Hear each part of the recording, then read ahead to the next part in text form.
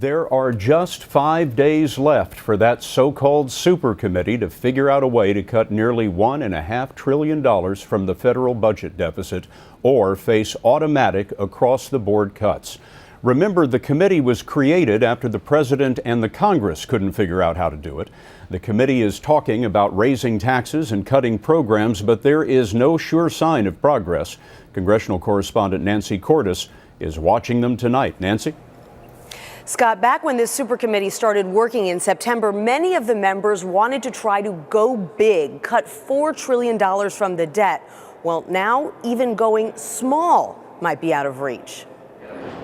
Supercommittee members appeared markedly more pessimistic today, even as they continued to negotiate sun up to sundown.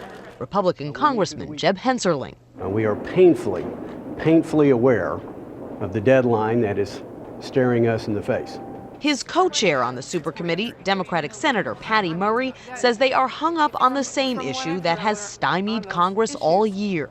Where the divide is right now is on taxes and whether or not the wealthiest Americans should share in the sacrifice. Republicans see the supercommittee as their best chance to make the Bush-era tax cuts permanent. They're set to expire at the end of next year. Democrats want to let tax rates for the wealthiest Americans revert from 35% back to 39%.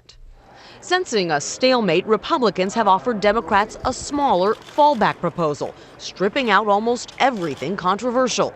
The $643 billion package of spending cuts and new fees includes no cuts to Medicare and Medicaid, the primary drivers of the debt, and almost no new tax revenue. Democrats rejected it. Massachusetts Senator John Kerry explained why. Settling for half of what the American people need and what we were sent here to do is unacceptable to me. Some liberals in Congress are now quietly saying failure might not be the worst thing. Vermont Senator Bernie Sanders is among them. The American people right now, in the midst of a horrendous recession, with the middle class collapsing, they do not want to see Medicare cut, Medicaid cut, or Social Security cut. That is very clear. The supercommittee deadline may be on Wednesday, but they are required by law to come up with a blueprint by Monday so that all the members of the supercommittee can review it before they vote. They'll be working the weekend. Thank you very much, Nancy.